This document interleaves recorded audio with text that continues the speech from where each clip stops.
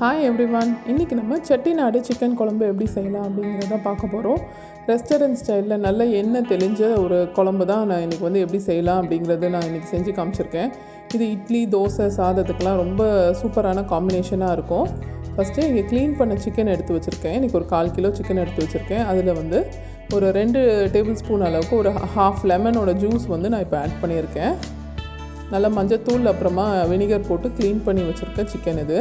இப்போ அது கூட மஞ்சத்தூளும் தேவையான அளவு உப்பு, நம்ம சிக்கனுக்கு எவ்வளோ தேவையான அளவு உப்பும் அதை ஆட் பண்ணிவிட்டு அது கூட இஞ்சி பூண்டு பேஸ்ட் ஒரு ½ டேபிள் ஸ்பூன் அளவுக்கு இஞ்சி பூண்டு பேஸ்ட்டும் ஆட் பண்ணி இதை ஒரு 30 minutes to 40 minutes நம்ம மற்ற ஐட்டம்ஸ்லாம் ரெடி பண்ணுறது வரைக்கும் இது நல்லா மேரினேட் பண்ணி வச்சிடலாம். இதை நல்லா மிக்ஸ் பண்ணி இது ஒரு ½ an hour to 40 minutes வரைக்கும் இது மேரினேட் ஆகட்டும்.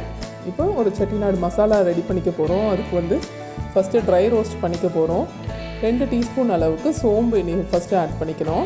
லைட்டாக அதை வறுத்துக்கிறேன்.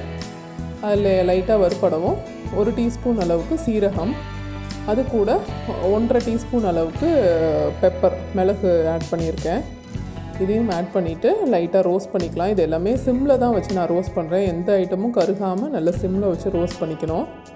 இந்த அளவுக்கு நல்லா ரோஸ்ட் ஆனதுக்கப்புறம் ஒரே ஒரு பட்டை, ஒரு கிராம்பு, ஒரு ஏலக்காய் இது நம்ம ஆட் பண்ணிக்கிறோம். பட்டை, கிராம்பு, ஏலக்காய் ஃப்ளேவர் ரொம்ப தூக்கலாக இருந்ததுன்னா நல்லா இருக்காது. ஸோ ஜஸ்ட் இந்த ஒரு பீஸே போதுமானதாக இருக்கும் இந்த 1/4 கிலோ சிக்கனுக்கு. இப்போ 1 டேபிள் ஸ்பூன் அளவுக்கு தனியா இதையும் ஆட் பண்ணி லைட்டாக வறுத்துக்கலாம். எல்லாமே சிம்மில் இருக்கிறதுனால ஈவனாக ரோஸ்ட் ஆகிடும் நமக்கு. அது கூட காரத்துக்கு ஏற்ற மாதிரி ஒரு 4-5 காஞ்ச மிளகாவும் ஆட் பண்ணிவிட்டு அதையும் நம்ம நல்லா வறுத்துக்கலாம். இது கூட காஞ்ச மிளகா, தனியா எல்லா ஐட்டம்ஸுமே நல்லா வறுபட்டு வந்துட்டுருக்கு. இது நல்லா வறுப்பட்ட பிறகு ஒரு 2 டேபிள் ஸ்பூன் அளவுக்கு தேங்காய் திருவல் நான் ஆட் பண்ணிக்கிறேன். ஆஃப் பண்ணிவிட்டேன், அடுப்பை ஆஃப் பண்ணிவிட்டு அந்த சூட்லேயே நான் 2 டேபிள் ஸ்பூன் அளவுக்கு தேங்காய் திருவல் ஆட் பண்ணி மிக்ஸ் பண்ணி நல்லா கூல் பண்ணிடலாம்.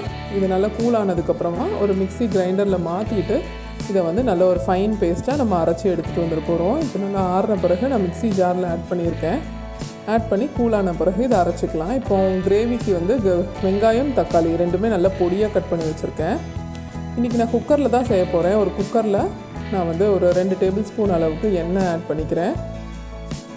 இந்த குழம்புக்கு வெங்காயம், தக்காளி நல்லா பொடியாக கட் பண்ணிக்கணும். ஸோ ஒரு வெங்காயம் நல்லா பொடியாக கட் பண்ணி வச்சுருக்கேன். எண்ணெய் சூடானதுக்கப்புறமா இந்த வெங்காயமாக ஆட் பண்ணி அது கூட நல்லா ஃப்ரை பண்ணிக்கலாம்.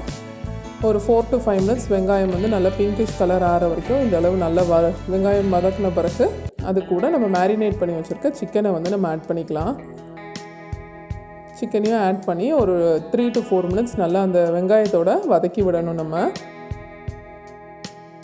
கொஞ்சம் நல்லா வதங்கட்டும். வெங்காயத்தோடு நல்லா வதங்கினதுக்கப்புறமா தக்காளி நம்ம கட் பண்ணி வச்சுருக்க பொடியான தக்காளியும், ஒரு தக்காளி தான் ஆட் பண்ணுறேன். ஆட் பண்ணி நல்லா வதக்கி விட்டுறலாம். வெங்காயம், தக்காளி இப்போ நல்லா சேர்ந்து வதங்கிக்கிட்டு இருக்கு. கொஞ்சம் நல்லா தக்காளி மசிஞ்சு வர்ற அளவுக்கு நம்ம கொஞ்சம் வெயிட் பண்ணணும். நல்லா வெங்காயம், தக்காளி ஒரு கிரேவி மாதிரி நல்ல தொக்கு மாதிரி ஆகிற ஸ்டேஜில் நம்ம ப்ரெஷர் குக்கரை நம்ம மூடிட்டு ஒரு 2 விசில் வரைக்கும் நம்ம இதை குக் பண்ணிக்க போகிறோம். இல்லைனா 2 விசில் இல்லைனா ஒரு 7 to 8 minutes நீங்கள் உங்கள் குக்கரில் எவ்வளோ டைம் ஆகுமோ அது ஒரு 2 விசில் இல்லைனா ஒரு 7 to 8 minutes நம்ம குக் பண்ணிக்கலாம். இப்போ நான் குக் பண்ணிவிட்டு திறந்துருக்கேன். நம்ம எந்த வித தண்ணியும் ஆட் பண்ணல, ஆனால் அந்த சிக்கனில் இருக்க தண்ணியே நமக்கு வரும். ஸோ இதை நல்லா சிம்மில் வச்சு தான் குக் பண்ணோம். ரொம்ப ஹை ஹீட்டில் வச்சா நமக்கு அடி பிடிச்சிரும். ஸோ சிம்மில் வச்சு குக் பண்ணி இப்போ நான் ஓப்பன் பண்ணியிருக்கேன். நல்லா வெந்திருக்கு, சிக்கன்லாம் நல்லா வெந்திருக்கு பார்த்திங்களா இந்த அளவு. இப்போ திருப்பி ஃப்ளேம் ஆன் பண்ணிவிட்டு அதையும் இன்னொரு 2 to 3 minutes நல்லா கொதிக்க விடுறேன். சிக்கனை கொதிக்க விட்டுட்டு நம்ம அரைச்சி ரெடி பண்ணியிருக்கோம் இல்லையா செட்டிநாடு மசாலா, அதை இப்போ நம்மள ஆட் பண்ணிக்கலாம். சிக்கனோட ஆட் பண்ணிவிட்டு அந்த மசாலா ஒரு 4 to 5 minutes நல்லா ஃப்ரை பண்ணி விடணும். 4 to 5 minutes ஃப்ரை பண்ணதுக்கப்புறமா நம்ம அந்த மிக்ஸிக்கு அலசின தண்ணி, நம்ம எவ்வளோ கன்சிஸ்டன்சி வேணுமோ குழம்புக்கு அதுக்கேற்ற மாதிரி தண்ணி ஆட் பண்ணிவிட்டு உப்பு, நம்ம ஆல்ரெடி அந்த சிக்கன் மேரினேட் பண்ணதுலேயும் கொஞ்சம் உப்பு ஆட் பண்ணியிருக்கோம். ஸோ பார்த்து ஆட் பண்ணிக்கோங்க உப்பு. இந்த ஸ்டேஜில் எவ்வளோ தேவையோ அந்த மாதிரி ஆட் பண்ணிவிட்டு நம்ம குக்கரை க்ளோஸ் பண்ணிடலாம். க்ளோஸ் பண்ணி இன்னும் ஒரு 2 விசில் இல்லைன்னா ஒரு 9 to 10 minutes நம்ம வெயிட் பண்ணோன்னா நம்மளோட செட்டிநாடு சிக்கன் குழம்பு ரெடி ஆயிரும். இந்த சிக்கன் குழம்பு இட்லி, தோசை ப்ளஸ் அதை சாதத்துக்கெலாம் ரொம்ப ஆப்டான ஒரு காம்பினேஷனாக இருக்கும். கண்டிப்பாக ட்ரை பண்ணி பாருங்கள்.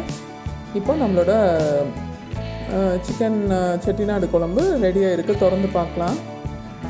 பார்த்திங்களா நல்லா எந்த அளவு எண்ணெய் தெளிஞ்சிருக்கு பார்த்திங்களா. கன்சிஸ்டன்சி வந்து நமக்கு ஏற்ற மாதிரி வச்சுக்கலாம். நமக்கு தண்ணியாக வேணும்னா கூட கொஞ்சம் தண்ணி கூட ஆட் பண்ணிக்கலாம். இல்லை கொஞ்சம் செமி சாலிடாக இருந்தால் ரொம்ப டேஸ்ட்டாக இருக்கும். ஒரு செமி கிரேவி மாதிரி இருந்தால் கூட ரொம்ப நல்லாயிருக்கும். ஸோ தண்ணி கன்சிஸ்டன்சி நமக்கு ஏற்ற மாதிரி வச்சுக்கலாம். நான் இன்றைக்கி சாதத்தோடு தான் சர்வ் பண்ண போகிறேன் அப்படிங்கிறதுனால கொஞ்சம் தண்ணியாக வச்சுருக்கேன். இந்த மாதிரி நம்ம ப்ரெஷர் குக்கரில் பண்ணுறதுனால சீக்கிரமாகவே நமக்கு இந்த அளவு எண்ணெய் தெளிஞ்சிரும். இந்த குழம்பை ட்ரை பண்ணிங்கன்னா அப்படியே உங்களுக்கு ரெஸ்டாரண்ட்ஸில் கிடைக்கிற அந்த குழம்பு மாதிரி ரொம்ப டேஸ்டியான ஒரு செட்டிநாடு சிக்கன் குழம்பு இது. கண்டிப்பாக உங்களுக்கு இந்த ரெசிபி பிடிக்கும்னு நினைக்கிறேன். மற்றவங்களோட ஷேர் பண்ணிவிட்டு என்னோடய சேனலுக்கு சப்ஸ்கிரைப் பண்ணுங்கள். தேங்க்யூ.